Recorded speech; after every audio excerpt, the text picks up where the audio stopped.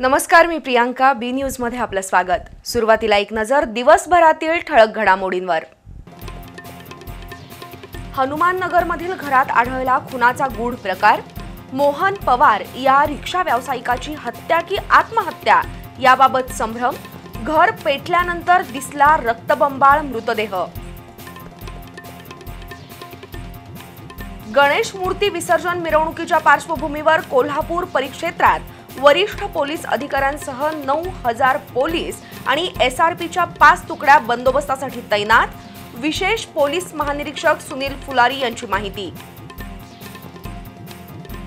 ऊन पावसाचा खेळ. प्रामुख्याने ढगाळ हवामानासह कोसळल्या पावसाच्या मध्यम सरी.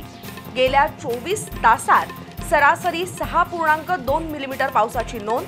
पंचगंगेची पाणी पातळी 24.5 फूट. रवी किरण इंगवले यांनी बॅनरबाजी केलेला निधी कुणाच्या घशात? शिवसेना जिल्हाप्रमुख सुजित चव्हाण यांची विचारणा. गांधी मैदानाच्या कामात खो घालण्याचा डाव उधळून लावण्याचा इशारा. आणि महापालिका प्रभाग रचना जाहीर झाल्यानं इच्छुकांचं लॉबिंग. 25,000 पेक्षा अधिक लोकांपर्यंत पोहोचताना उमेदवारांची होणार दमछाक, तर तगडा उमेदवार शोधताना पक्षांची होणार कसरत. सविस्तर बातम्यांसह भेटू थोड्याच वेळात.